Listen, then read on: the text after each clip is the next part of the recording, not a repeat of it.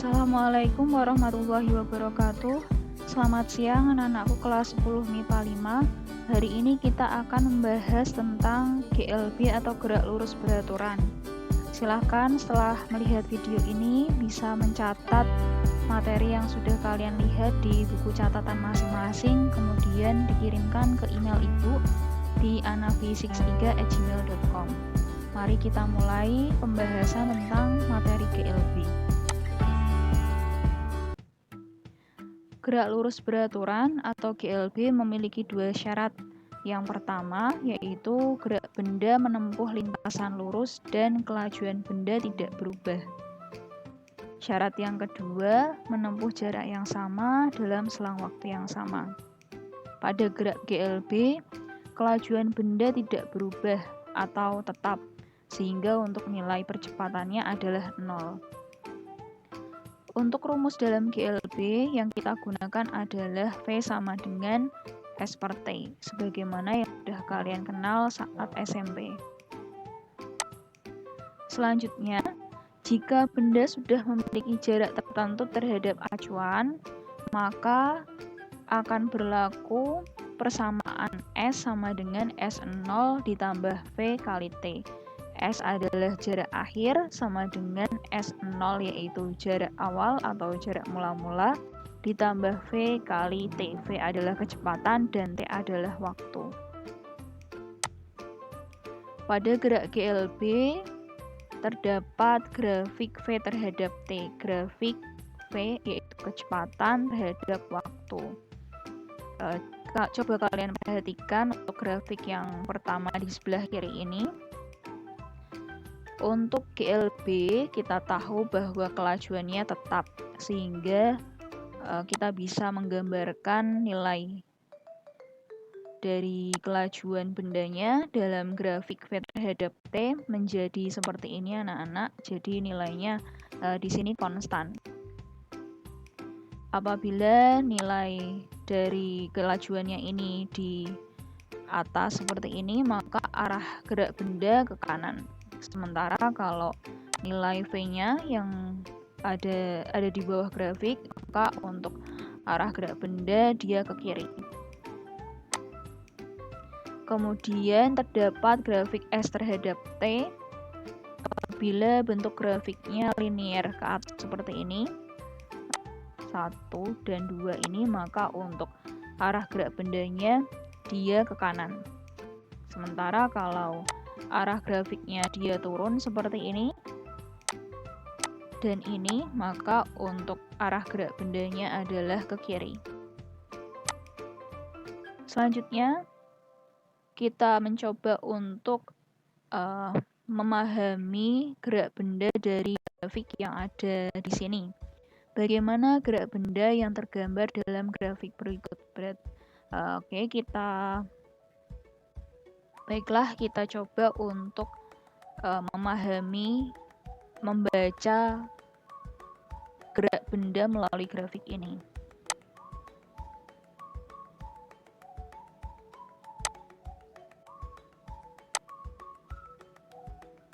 Ibu ketikkan ya, pada T sama dengan 0 sampai T sama dengan 2. Coba kalian perhatikan saat T-nya 0 sampai saat T-nya 2. Di sini gerak benda dia ditunjukkan dengan grafik linear. Nah, ini menandakan bahwa gerak benda yaitu dia ber-GLB seperti pada grafik ini anak-anak. Grafik S terhadap T yang ini, dia ber-GLB ke arah kanan. Nah, maka bisa kita tuliskan bahwa pada T sama dengan 0 sampai T sama dengan 2, benda ber-GLB ke kanan. Oke, ini Ibu copy, paste. Selanjutnya kita baca keadaan benda saat detik kedua sampai detik ke-6.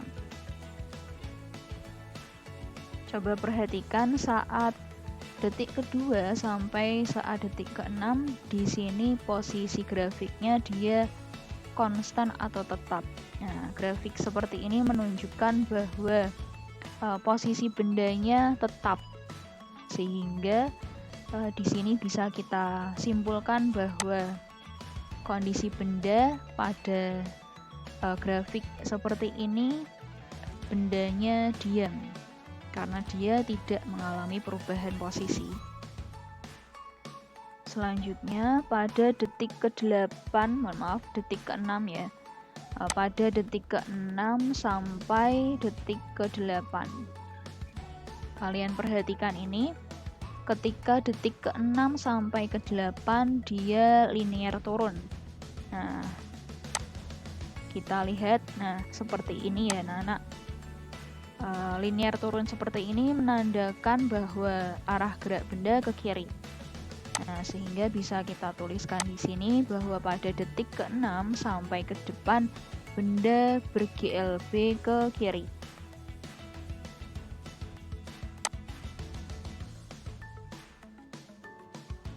Selanjutnya pada detik ke-8 sampai 10. Pada detik 8 sampai 10, kalian perhatikan grafiknya ini linear turun. Nah, seperti ini grafik yang ini, maka benda ber-GLB ke kiri. Ini sudah betul. Kemudian pada detik ke-10 sampai detik ke-12, ini ditunjukkan oleh grafik yang linear ke atas atau naik, maka grafiknya seperti ini ya tadi, maka bisa kita simpulkan bahwa benda ber-GLB ke kanan.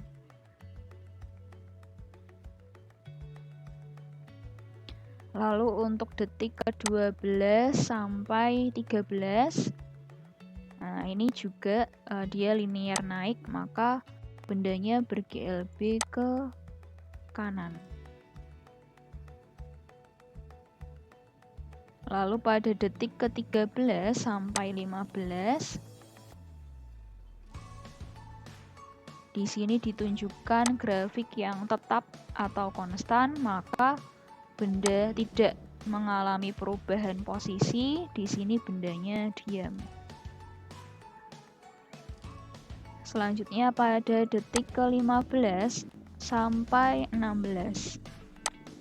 Nah, di sini bendanya ditunjukkan oleh grafik linear turun. Nah, seperti yang ini ya, anak-anak, maka untuk bendanya ber-GLB ke kiri. Nah, dari grafik ini, grafik S terhadap T ini, kita bisa mengambil informasi seperti ini. Selanjutnya kita akan mencoba untuk mengerjakan contoh 9 dan contoh 10.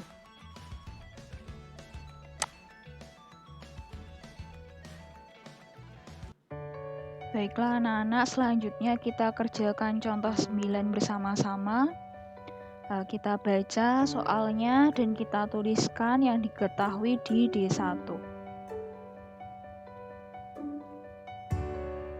Sebuah bus bergerak lurus beraturan dengan jarak tempuh 10 km. Nah, berarti di sini 10 km adalah nilai S-nya.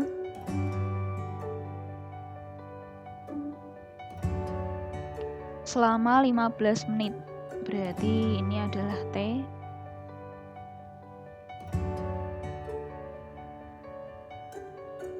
Jika bus harus menempuh jarak 60 km untuk sampai ke terminal, dalam waktu berapa jam bus tersebut tiba di terminal?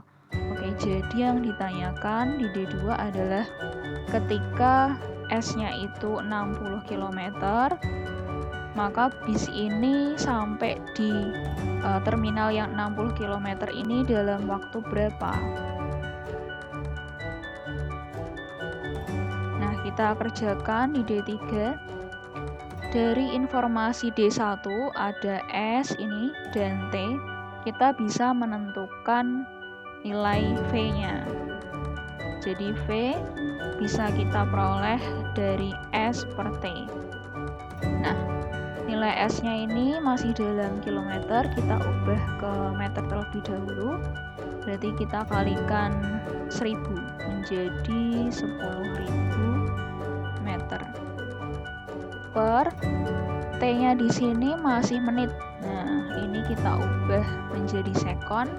Berarti kita kalikan 15 dengan 60 sama dengan 900 sekon.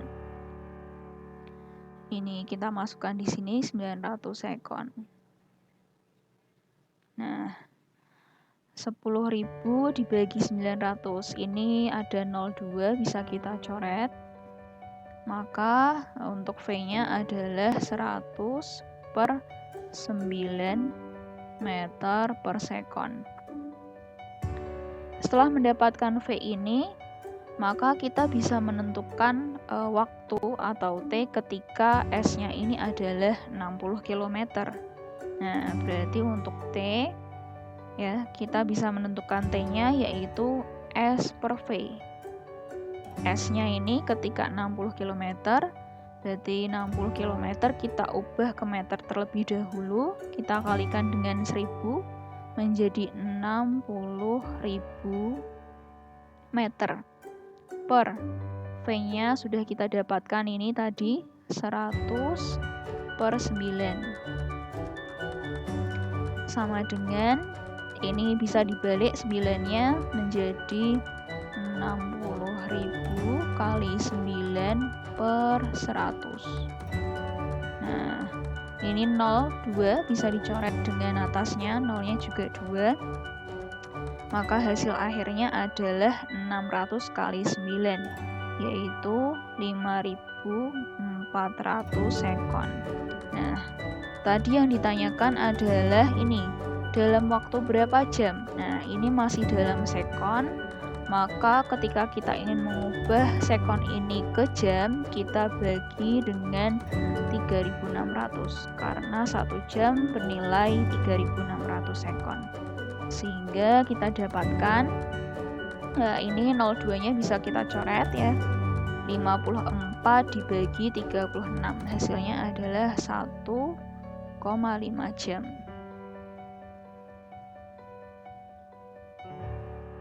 Soal pada modul halaman 15 nomor 1 dan 3. Baik, kita kerjakan terlebih dahulu untuk contoh soal nomor 1. Kita baca bersama soalnya dan kita kerjakan. Kita tuliskan yang diketahui di D1 anak-anak.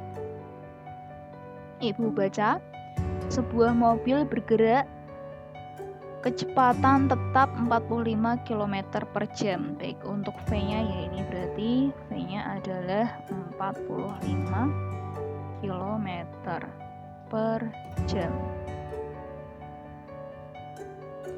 Hitunglah jarak yang ditempuh mobil selama 10 sekon.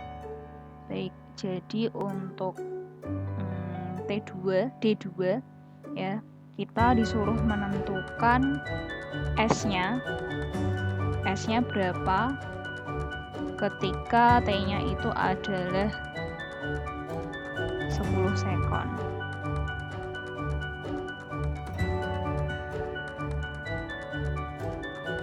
Dari D1 dan D2 ini kita tahu ada V dan ada T. Maka untuk soal nomor 1 ini, untuk nilai S-nya bisa kita dapatkan dengan mengalihkan V dan T. Seperti ini. Kita masukkan nilai V-nya, di sini diketahui 45 km per jam. Nah, nilai V ini kita ubah terlebih dahulu ke satuan meter per sekon. Nah, di sini kita ubah dulu ya anak-anak untuk V-nya. V-nya 45 km per jam. Nah, kita ubah menjadi meter per sekon. Ingat, kalau kita mau mengubah nilai kilometer per jam menjadi meter per sekon, maka bisa kita bagi nilai yang diketahui ini dengan 3,6. Nah, berarti 45 kita bagi dengan 3,6. Hasilnya adalah 12,5 meter per sekon. Selanjutnya kita masukkan ini ke dalam V-nya 12,5. Kita kalikan dengan waktunya 10. Nah, kita dapatkan untuk jaraknya adalah 12,5 kali 10, 125 meter.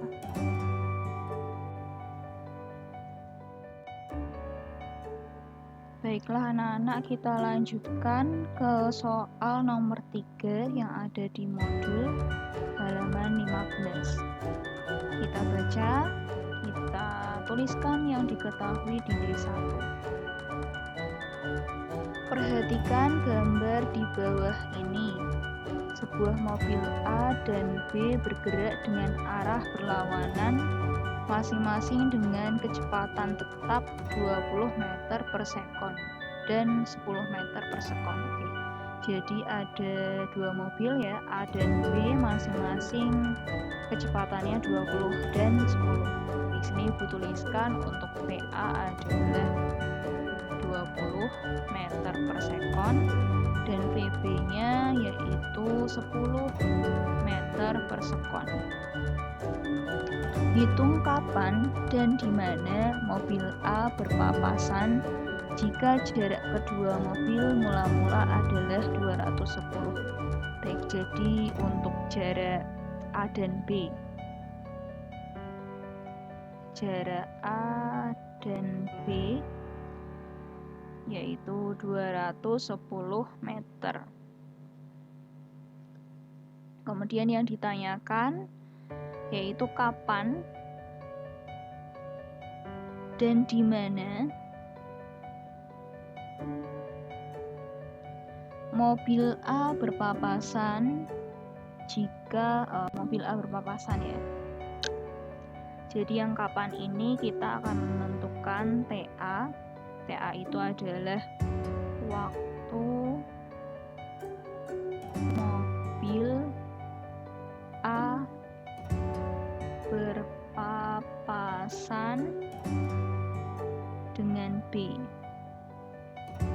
Sementara di mana yaitu jarak tempuh mobil A ketika berpapasan dengan mobil B.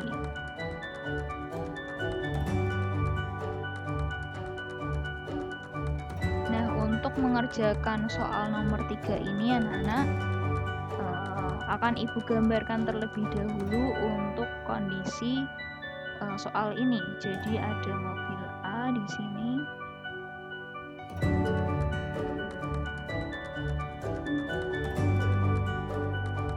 Dan mobil B.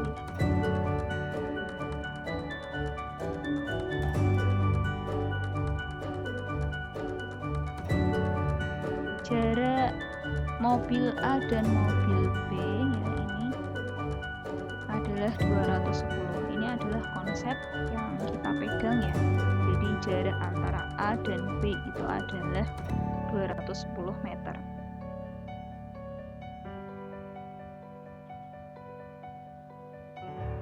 Maka di sini kita bisa menentukan ya, kita bisa menentukan kapan dan di mana ini menggunakan rumus jarak A ditambah jarak B sama dengan 210. Karena SA ditambah SB ya itu adalah 210. SA adalah VA dikalikan T ditambah SB yaitu VB dikalikan T sama dengan 210. VA 20 ini T ditambah PB 10 kali T 210. 20 ditambah 10 ini berarti menjadi 30 T ya. Nah, kan sama-sama T sama dengan 110. Kita dapatkan T-nya adalah, ini nolnya dicoret, 21 bagi 3, 7 sekon. Maka untuk waktu ini, waktu A berpapasan dengan B ini ketika detik ke 7 sekon. Selanjutnya untuk dimananya ya, kalau dimananya ini berarti yang ditanyakan adalah jarak atau S. Di sini kita gunakan acuannya adalah jarak yang mobil A ya, yang mobil A berarti untuk SA sama dengan PA kali T. PA-nya adalah 20, kita kalikan T-nya 7 sama dengan 140 meter. Jadi kapan ketika mobil A berpapasan dengan B? Saat detik ke-7 sekon. Dan di manakah mereka berpapasan ketika mobil A menempuh 140 meter? Nah, ini jawabannya.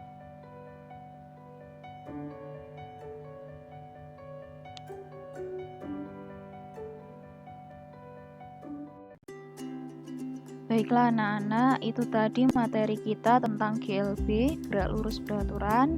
Silahkan dicatat dan catatan kalian dikumpulkan ke ibu di email ibu ya anak-anak, anafisik3@gmail.com, maksimal hari Minggu besok.